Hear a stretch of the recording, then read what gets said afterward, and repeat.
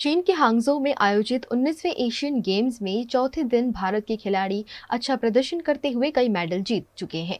चीन के हांगझो में चल रहे 19वें एशियन गेम्स में चौथे दिन बुधवार को भारत को अब तक 7 मेडल मिल चुके हैं। इनमें 2 गोल्ड, 2 सिल्वर और 3 ब्रॉन्ज मिला। 25 मीटर पिस्टल में 34 स्कोर के साथ ईशा सिंह ने सिल्वर जीता। इससे पहले स्विफ्ट कौर ने 50 मीटर एयर राइफल 3 पोजीशन में वर्ल्ड रिकॉर्ड 469.6 स्कोर के साथ गोल्ड जीता। आशी चौकसे ने ब्रॉन्ज मेडल जीता। वहीं सेलिंग में विष्णु ने ब्रॉन्ज मेडल जीता। इसके अलावा शूटिंग के शॉटगन स्किट में अंगद आनंद, वीर सिंह बाजवा, अनंतजीत सिंह और गुरजोत सिंह ने टीम इवेंट में ब्रॉन्ज मेडल जीता।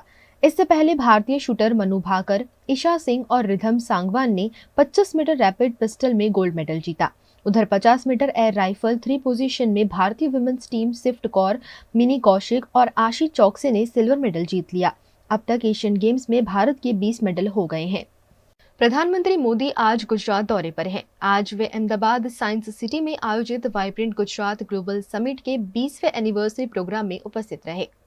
देश के प्रधानमंत्री नरेंद्र मोदी आज बुधवार को अहमदाबाद साइंस सिटी में आयोजित वाइब्रेंट गुजरात ग्लोबल समिट के 20वें एनिवर्सरी प्रोग्राम में शामिल हुए।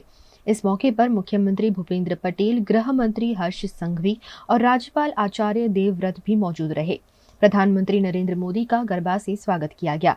इस मौके पर प्रधानमंत्री ने समिट ऑफ सक्सेस पवेलियन का उद्घाटन किया। कार्यक्रम में वाइब्रेंट समिट की सफलता की फिल्म भी दिखाई गई। मोदी ने अपने संबोधन में गुजरात का मुख्यमंत्री रहते आई चुनौतियों पर बात की। पीएम ने 2001 से पहले गुजरात में आए अकाल, फिर भूकंप और गोधरा ट्रेन की घटना और राज्य में फैली हिंसा के बाद के हालात की चर्चा की। उन्होंने कहा, तब कुछ लोग एजेंडा के तहत गुजरात को दुनिया में बदनाम करने की साजिश रच रहे थे। प्रधानमंत्री ने कहा, जब मैं गुजरात का सीएम था और राज्य विपरीत परिस्थितियों से गुजर रहा था, तब केंद्र सरकार में बैठे लोग बुलाने पर भी नहीं आते थे। सीएम के तौर पर मेरा ज्यादा अनुभव नहीं था, लेकिन मेरा गुजरात और गुजरात के लोगों पर अटूट भरोसा था। मैंने सीएम रहते संकल्प लिया और इन चुनौतियों से राज्य को बाहर निकाला। वाइब्रेंट गुजरात समिट के 20 साल पूरे होने पर आज आपके बीच आकर मुझे बेहद खुशी हो रही है। मुझे याद है, बरसों पहले मैंने एक बार कहा था, वाइब्रेंट गुजरात ये सिर्फ ब्रांडिंग का आयोजन भर नहीं है, बल्कि इससे बढ़कर बॉन्डिंग का आयोजन है। दुनिया के लिए ये सफल समिट एक ब्रांड हो सकती है, लेकिन मेरे लिए ये एक मजबूत बॉन्ड का प्रतीक है। ये वो बॉन्ड है जो मेरे और गुजरात के 7 करोड़ नागरिकों से, उनके सामर्थ्य से जुड़ा हुआ है। जब वो आइडिया उस समय से आगे का हो, 2001 में आए भीषण भूकंप के बाद गुजरात की स्थिति क्या थी? भूकंप से भी पहले गुजरात लंबे समय तक अकाल की भयंकर स्थिति से जूझ रहा था। इसके बाद जो भूकंप आया, उसमें हजारों लोगों की मौत हो गई, लाखों लोग इससे प्रभावित हुए, उन्हें अपना घर छोड़ना पड़ा। अकाल और भूकंप के अलावा उसी समय गुजरात में एक और बड़ी घटना हुई। Madhavpura mercantile cooperative bank collapse हो गया। इसकी वजह से 133 और कोऑपरेटिव बैंक में ये तूफान छा गया। पूरे गुजरात के आर्थिक जीवन में हाहाकार मचा हुआ था। एक तरह से गुजरात का फाइनेंशियल सेक्टर संकट में आ गया था। उस समय मैं पहली बार विधायक बना था। मेरे लिए ये भूमिका भी नई थी। शासन चलाने का कोई अनुभव नहीं था। लेकिन चुनौती बहुत बड़ी थी। इस बीच एक और घटना घट गई। गोधरा की हृदय विदारक घटना हुई और उसके बाद की परिस्थितियों में गुजरात हिंसा की आग में जल उठा। ऐसे विकट हाल की शायद किसी ने कल्पना की होगी। मुख्यमंत्री के तौर पर भले उस समय मेरे पास ज्यादा अनुभव नहीं था, लेकिन मेरा गुजरात पर, अपने गुजरात के लोगों पर अटूट भरोसा था।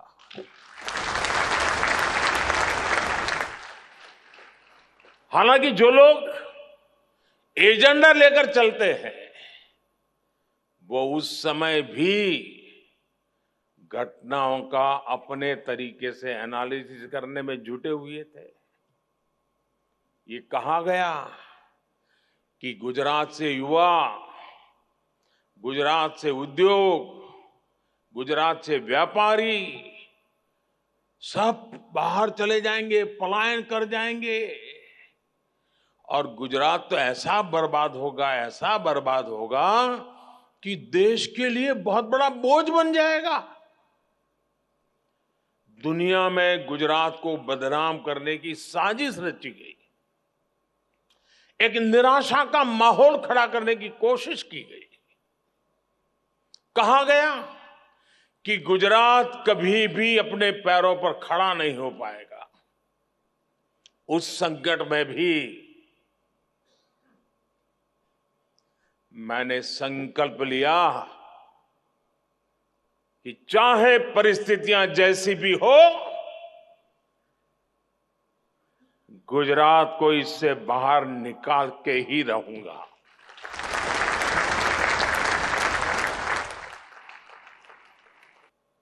हम गुजरात के पुनर्निर्माण ही नहीं बल्कि उसकी आगे की भी सोच रहे थे और इसका एक प्रमुख माध्यम हमने बनाया वाइब्रेंट गुजरात समिट को। देश के प्रधानमंत्री नरेंद्र मोदी नारी वंदना कार्यक्रम को संबोधित करने के लिए गुजरात के वडोदरा शहर आए, जहां हजारों लोगों की उपस्थिति में उन्होंने महिलाओं का अभिवादन हासिल किया। भारत देश के प्रधानमंत्री गुजरात के वडोदरा शहर में भाजपा द्वारा नवलखी मैदान में आयोजित नारी वंदना कार्यक्रम में शामिल होने के लिए वडोदरा आए, जिनकी एक झलक पाने के लिए हजारों की संख्या में लोगों का मौके पर जमावड़ा देखने मिला। वडोदरा शहर जिले के साथ साथ आणंद, खंभात जैसे कई शहर जिलों से महिलाओं को एसटी बसों में भरकर वडोदरा लाया गया। प्रधानमंत्री नरेंद्र मोदी ने खुली जीप में सवार होकर महिलाओं का अभिवादन हासिल किया। महिलाओं ने खुली जीप के आगे गरबा करते हुए और फूल बरसाते हुए प्रधानमंत्री का शुक्रिया अदा किया। हाल ही में मोदी सरकार ने संसद में महिला आरक्षण बिल पारित किया है। इस बिल को पारित करने की खुशी में वडोदरा में नारी वंदना कार्यक्रम आयोजित किया गया, जहां देश के प्रधानमंत्री नरेंद्र मोदी ने महिलाओं को नमन किया। इस मौके पर वडोदरा में कई विकास कार्यों का लोकार्पण भी किया गया। साथ ही कई महिला लाभार्थियों को योजनाओं का लाभ भी दिया गया। इस मौके पर उनके साथ गुजरात राज्य के मुख्यमंत्री भूपेंद्र पटेल, प्रदेश भाजपा अध्यक्ष CR पाटिल, गृह मंत्री हर्ष संघवी, वडोदरा की सांसद रंजनबेन भट्ट, मेयर पिंकी सोनी, गुजरात विधानसभा के मुख्य दंडक बालकृष्ण शुक्ल, शिक्षाविद तेजल अमीन समेत के अग्रणियों की उपस्थिति रही। प्रधानमंत्री ने इस मौके पर कहा कि वडोदरा आने पर उनकी कई पुरानी यादें ताजा हो जाती हैं। प्रधानमंत्री ने अपने अंदाज में कहा कि मेरी शास्त्री पोर्ट, राजमहल, रोडवाड़ी, मांजलपुर, बाजवाड़ा, मकरपुरा, समा, अकोटा, कोतरी, कारेली बाग, दांडिया बाजार यहाँ इतना ज्यादा समय बिताया है कि उनके पास यादों का खजाना है। प्रधानमंत्री मोदी ने ये भी कहा कि वडोदरा आओ तो यहाँ का प्रसिद्ध सेव उसल, भाकरवड़ी और लीलो चेवड़ो जरूर याद आते हैं। वाला परिवारजनों, जયારે વડોદરા આવું એટલે ઘણી બધી જૂની જૂની યાદો તાજી થઈ જાય, કારણ કે વડોદરા સાથે એટલો બધો આત્મીય નાતો રહ્યો અને હરેક સ્તર પર રહ્યો અને અમારી શાસ્ત્રી પોળ,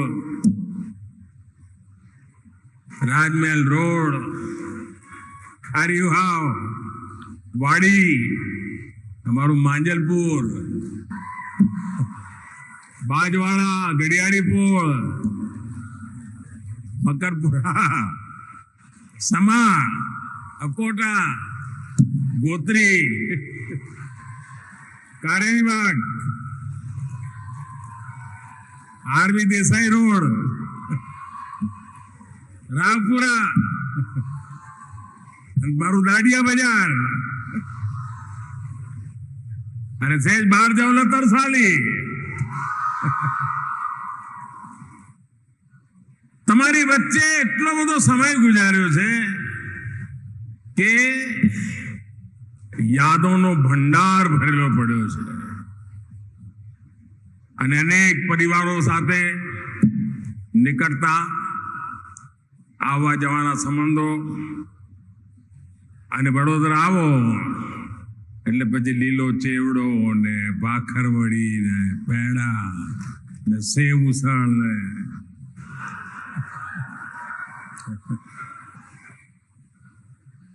તમારા બધાનો સ્નેહ નીતરે સ્નેહ નીતરે. સાથીઓ, નારી સશક્તિકરણ માટે દેશમાં જે પ્રયાસ થયા છે એમાં વડોદરાને એક સીમા ચિહ્ન રૂપે ગણવામાં આવે છે, મિસાલ રૂપે ગણવામાં આવે છે.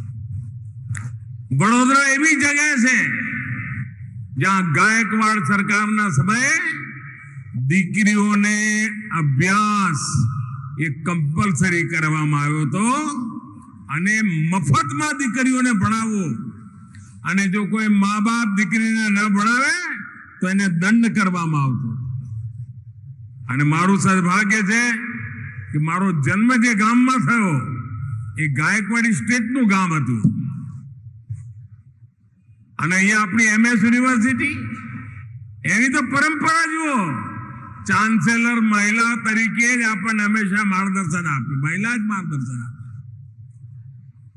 અને આ પણ એક મોટું કારણ છે કે ગુજરાતમાં મુખ્યમંત્રી તરીકે નારી શક્તિ સાથે જોડાયેલા અનેક કાર્યક્રમો વડોદરામાં કરવાનો અવસર મળ્યો. માતાઓ બહેનો, દેશ અને દુનિયામાં હંમેશા ગુજરાતના વિકાસના મોડેલની ચર્ચા થાય છે. ગણેશ ઉત્સવની ધૂમ હોય વડોદરામાં, નવરાત્રીની તૈયારીઓ ચાલતી હોય, અને એવા સમયે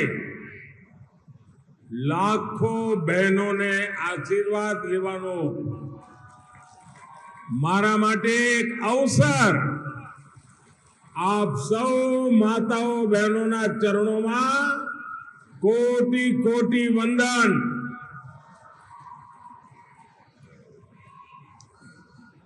જ્યારથી ભારતની નવ્યા સંસદના ભવનમાં નારી શક્તિ વંદન અધિનિયમ પારિત થયું છે, સ્વાભાવિક રીતે વડોદરા આવવાનું મન થાય જ.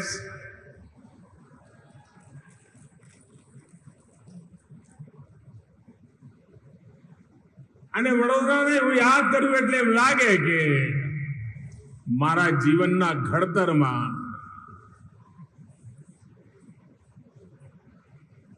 અનેક પરિબળોના યોગદાન રહ્યું હશે, પણ એમાં વડોદરાએ તો મને એક દીકરાની જેમ સાચ્યો છે. એક માં પોતાના દીકરાને જેમ દુલાર દે ને એમ વડોદરાએ મને દીધો. આજે વડોદરાની માતાઓ બહેનો, એમને વિશેષ રૂપે મને દર્શન કરવાનો મોકો મળ્યો, અને હું પાર્ટીનો પણ આભારી છું કે મને અંદર પણ જરા જવા દીધો. અમારે એસપીજી વાળાનો આભાર, કારણ જૂના જૂના અનેક પરિવારોના મને દર્શન કરવાનો મોકો મળ્યો. આજે જૂની જૂની યાદો બધી તાજી થઈ. ગુજરાત અને ગુજરાતની સ્ત્રી માતૃશક્તિ, એનો પ્રેમ અને આશીર્વાદ મારા માટે હંમેશા હંમેશા એક ઋણ તરીકે હું સ્વીકારીને ચાલુ છું. નારી શક્તિ વંદન અધિનિયમ એના દ્વારા મારી એક કોશિશ છે કે આ દેશની માતૃશક્તિનું કર્જ ઉતારું. આ કાયદો ભવિષ્યમાં વિધાનસભાઓમાં, લોકસભાઓમાં મહિલાઓને 33% આરક્ષણ એ હવે પાકું થઈ ગયું. હું આપ સૌને આ મહત્વપૂર્ણ કાયદા માટે, આ મહત્વપૂર્ણ નિર્ણય માટે જેટલો અભિનંદન આપને આપું, જેટલી શુભકામનાઓ આપને આપું એટલી ઓછી છે. गुजरात के भरूच जिला के झगड़िया में आशा से मालसर के बीच बनाए गए नवनिर्मित ब्रिज का देश के प्रधानमंत्री नरेंद्र मोदी के हाथों आज आखिरकार शुभारंभ किया गया है. छोटा उदेपुर जिला के बोडेली में प्रधानमंत्री नरेंद्र मोदी द्वारा विभिन्न विकास कार्यों का लोकार्पण और भूमि पूजन किया गया, जिसमें भरूच के झगड़िया तालुका के आशा मालसर ब्रिज का बोडेली से प्रधानमंत्री ने वर्चुअल उद्घाटन किया. इस ब्रिज को खोलने की मांग लंबे अरसे से की जा रही थी. ऐसे में आखिरकार श्री माधव सेतु ब्रिज को प्रधानमंत्री मोदी ने खोल दिया है, जिससे भरूच, नर्मदा और वडोदरा जिला के लोगों को आवाजाही में काफी सहूलियत होगी. इस मौके पर भरूच सांसद मनसुख वसावा, करजन विधायक अक्षय पटेल, भाजपा नेताओं और अग्रणियों की बड़ी संख्या में उपस्थिति रही. दक्षिण गुजरात में कोई पण विस्तार में जो हशे सूरत सुधी तो आ ब्रिज बनवाथी खूब ओछा समयनी अंदर आ विस्ताરના લોકોને અવર જવર કરવા માટેનો આ બ્રિજ આશીર્વાદરૂપ છે. અને આવનારા દિવસોમાં આ વિસ્તારનો જે અનડેવલપમેન્ટ વિસ્તાર હતો, ઉમરલા વિસ્તાર કે સેનોર વિસ્તાર, એ આ વિસ્તારના ગામડાઓના જબરજસ્ત મોટા આવનારા દિવસોમાં હોટલ ઉદ્યોગ ખોલવાના છે. અન્ય રીતના ઘણા બધા વિકાસના આ વિસ્તારના ક્ષેત્રો, આ વિસ્તારનું નિર્માણ થવાના છે. તો આ બ્રિજ બનવાના કારણે આ વિસ્તારની પ્રજાને, બંને જિલ્લાની પ્રજાને ખૂબ જ સારામાં સારો આ બ્રિજ ઉપયોગી થવાનો છે. અને એના માટે રાજ્ય સરકાર અને ભારત સરકારનો ખૂબ ખૂબ હું આભાર માનું છું. આ આશા માલસરનો બ્રિજ બને એના માટે વર્ષોથી વડોદરા જિલ્લાના અને ભરૂચ જિલ્લાના ઉમરલા વિસ્તાર તથા સેનોર વિસ્તારના લોકોની એક માંગણી હતી. અને 2017માં આ બ્રિજની મંજૂરી મળી ગઈ. 225 કરોડ જેટલી માતબર રકમથી આ બ્રિજનું નિર્માણ થયું છે. કોરોનાના કારણે 1 વર્ષ જેટલું થોડું ડિલે થયું છે, છતાં પણ સમય મર્યાદામાં આ બ્રિજનું નિર્માણ થયું છે. આજે વડોદરા જિલ્લાના માલસર આશા બ્રિજનું વર્ષોથી લોકોની એક માંગણી હતી અને આજે માનનીય નરેન્દ્ર મોદી સાહેબે બોડેલીથી એનું ઓપનિંગ કરવામાં આવ્યું છે. 233 કરોડના ખર્ચે પેરાબેલિક શેપ જે સમુદ્ર ઉપર જે બ્રિજ થયેલી ડિઝાઇનનો ગુજરાતનો સૌથી લાંબામાં લાંબો 3.5 કિલોમીટર બ્રિજ આ બનાવવામાં આવ્યા છે. અમારા આ બ્રિજ થવાથી વડોદરા, ભરૂચ અને નર્મદા ત્રણેય જિલ્લાઓને આ જોડતો બ્રિજ છે, એનાથી લોકોમાં ખૂબ આનંદની લાગણી ફેલાઈ છે. અને ગુજરાત જે હરણફાળ ગુજરાતને ભારતની અંદર માનનીય વડાપ્રધાન શ્રી નરેન્દ્ર મોદી સાહેબ અને ભૂપેન્દ્રભાઈની સરકારે જે ગુજરાતનો હરણફાળ વિકાસ થઈ રહ્યો છે, એની અંદર સૌથી મોટો આ બ્રિજ બનાવી અને એની અંદર એક મૂળનું પીછું રોપી અને લોકોને જે માગણી હતી એ સંતોષી અને લોકોને માટે ખૂબ આનંદની વાત છે કે આવનારા દિવસોની અંદર કનેક્ટિવિટીની સાથે સાથે લોકોની રોજગારી પણ વધવાની છે. गुजरात के नर्मदा जिले में बाढ़ से नुकसान के बाद सरकार द्वारा घोषित किए गए राहत पैकेज को लेकर किसानों में रोष देखने मिल रहा है. गुजरात के नर्मदा डैम से भारी मात्रा में एक साथ पानी छोड़ दिए जाने से नर्मदा किनारे बसने वाले गांव पानी में डूब गए थे. किसानों को करोड़ों रुपए का नुकसान हुआ है, जिसकी भरपाई के लिए सरकार ने नर्मदा, भरूच और वडोदरा जिले के किसानों के लिए विशेष राहत पैकेज का ऐलान किया है. लेकिन किसान इससे खुश नहीं है. नाराज किसानों ने नर्मदा जिला कलेक्टर कार्यालय पहुंचकर आवेदन देकर योग्य सर्वे करवाकर उचित मुआवजा दिए जाने की मांग की है. નર્મદા ડેમ પર જે વધામણા કરવાના આવ્યા અને એ વધામણાને કારણે લગભગ છેલ્લા 6 થી 7 દિવસ સુધી પાણી છોડેલું નહોતું અને એ જ દિવસે પાણી છોડવાના કારણે આ જે હોનારત થઈ છે, જે પાણી છોડેલું છે, એ અમે માનવ સર્જિત છે એવું માનીએ છીએ. અને એટલા માટે થઈ અને જે નદી કિનારાના ગામો છે એ ગામોની અંદર પાણી જે છે એ પાણી ખેતરોમાં પેસી ગયા, ત્યાર પછી મકાનોમાં પેસી ગયા, ઘરવખરી પલળી ગઈ અને ખેડૂતોને ખૂબ જ પારાવાર નુકસાન થયું. મૂંગા પશુઓ પણ મૃત્યુ પામ્યા. તો આ માટે જે નુકસાન થયું છે એ નુકસાનનું અમે આવેદનપત્રમાં લખેલું છે કે એકર દીઠ જેટલું નુકસાન થયું હોય એટલું પૂરેપૂરું વળતરની અમને 100% વળતરની અમે માગણી કરીએ છીએ. ખેડૂતો જે છે એ ખેડૂતોના ક્રોપ લોન લીધેલી છે 3 લાખ રૂપિયાની, તો જેને નુકસાન ગયેલું છે, જે પીડિત છે, એમને ખેડૂતોનું દેવું માફ કરે અને આ ખેતીને ફરી ઊભી કરવા માટે ફરી એમને વગર વ્યાજની લોન આપે. આ ઘણો બધો ખર્ચ અમે કેલ્ક્યુલેશન કરીને મૂકેલો છે. તો આ જે ડિઝાસ્ટર મેનેજમેન્ટના રૂલ્સ પ્રમાણે, જે નોર્મ્સ પ્રમાણે જે સરકાર મદદ કરવા માગે છે એ તો 8.5 દુના 16,17,000 રૂપિયાની છે, એનાથી કંઈ ના થાય. એટલા માટે અમારી માગણી પ્રમાણે પૂરેપૂરું 100% વળતર આપે એવી અમારી માગણી અને લાગણી છે. અને આ ખેડૂતો જે છે એ ખેડૂતોના દુઃખ દર્દ જે છે એ દુઃખ દર્દ ઉપર આ મલમ લગાવવાનો સમય છે.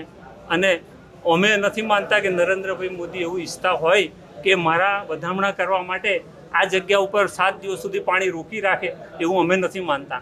અમારો વડાપ્રધાન એટલો બધો અસંવેદનશીલ ન હોઈ શકે, પરંતુ આ અધિકારીઓ હોય કે નરેન્દ્ર મોદીના જે ખુશામત કરવાના જે ઘેલા લોકો હોય એના કારણે આ થયું હોય એવું લાગે છે. જેની તપાસ થાય, ઊંડી તપાસ થાય, સત્ય બહાર આવે અને ફરી આવું ન થાય. ભૂલ સ્વીકારે, સરકાર સ્વીકારે, અધિકારીઓ સ્વીકારે, તો મંત્રીઓ સ્વીકારે.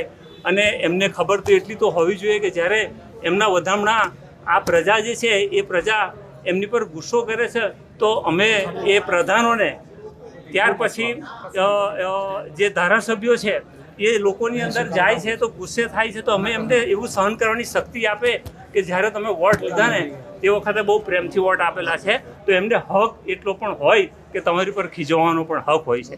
હા, નર્મદા ડેમમાંથી જે પાણી છોડવામાં આવ્યું છે તે ઘણા બધા ખેડૂતો, એટલે અમારા અંદાજમાં તો લગભગ 22 થી 25 ગામની અંદર જબરજસ્ત નુકસાન થયેલું છે. કેળનો પાક નષ્ટ થઈ ગયો છે, પપૈયા નષ્ટ થઈ ગયા, ડ્રીપની ટોટીઓ પણ ખેંચાઈ ગઈ છે. કોઈ ખેડૂત આજની મિનિટે તો ખેતરમાં જઈને કોઈ કામ કરી શકે તેવું નથી. 50,000ની ડ્રીપની લાઈનો લાવે જ ક્યાંથી? પહેલાં જેઈબીની જે લાઈનો પડી ગયેલી છે, જેઈબીને તાત્કાલિક જાણ કરી અને અમારા એ બધા 22-25 ગામોની અંદર ટીસી પડી ગયેલા છે, થાંભલા પડી ગયેલા છે, તાર તૂટી ગયા, બધું તાત્કાલિક રિપેર કરાવે એ અમારી માંગણી છે.